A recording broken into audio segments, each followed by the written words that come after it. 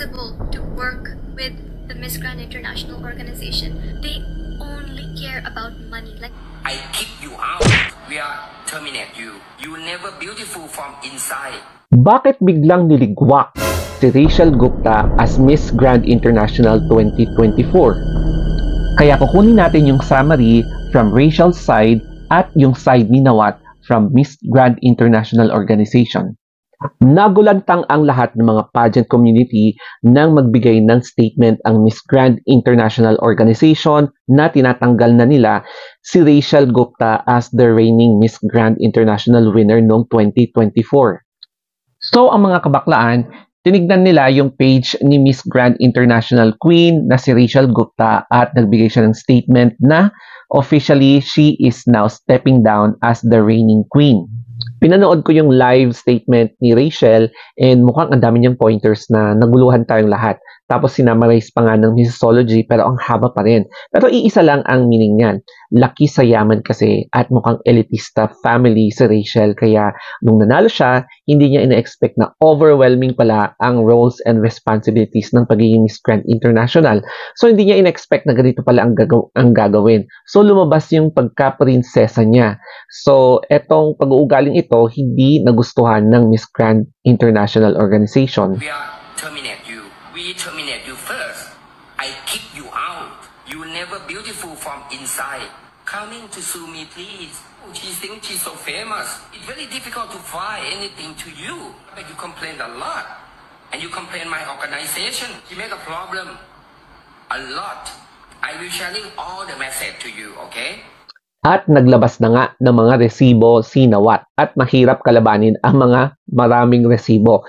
So I think dito talaga napuno ang MGI pati na rin si Nawat noong pupunta sana sila doon sa Guatemala na mukhang hindi na talaga sila magkasundo ni Rachel, no? And doon din sa Czech Republic. So mukhang hindi na naman sila nagkasundo pero hinayaan na lang nila doon. And marami pa tungkol sa financial kineme, yung cash prize, kung ano-ano na lang na complaints, no? So, hindi talaga sila nagkakasundo. Tapos, mukhang nagkaroon na talaga sila ng meeting to deliberate whether or not to retain, pagbigyan, o kaya i-let go na lang si Rachel.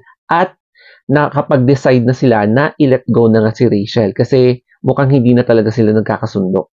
However, mukhang hindi talaga inaasahan ni Rachel Gupta yung lawak ng responsibilidad ng isang pagiging international beauty queen.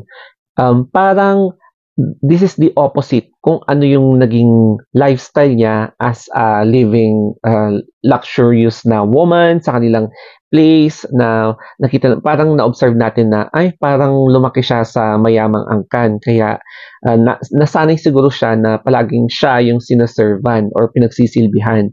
And opposite ito sa pagiging beauty queen. It's because you are serving the public, you're inspiring the public, dapat humble ka, and dapat talaga harapin mo yung challenges. And mukhang na-overwhelm talaga si Rachel dito at dito talaga napansin ng mga ilan na mukhang hindi na siya nagiging comfortable sa ganitong klase na ganap. Kaya siguro dito na nagkaroon ng hindi pagkakaintindihan between her and MGI. At dahil dito, nagbigay ng statement din si Miss France. At sabi niya, now you get it. Diba? I was misread, but now you get it. O diba? So, nasa huling halakkak pa rin si Miss France. Kasi, mukhang nagkaroon ng issue between si Miss France tsaka si Rachel, no? Na mukhang hindi sila nagkakaintindihan din. And dahil dyan, nag-ingay si Miss France at hindi nagustuhan ni Nawat. Kaya, niligwak niya si France. Kaya sayang naman, no, hindi na tinapos ni Rachel yung kanyang reign as Miss Grand International 2024.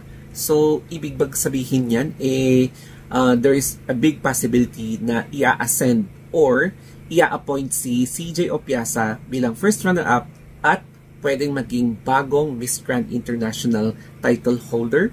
So, abangan na lang natin yan kung ano yung magiging announcement ni Nawat or the MGI organization.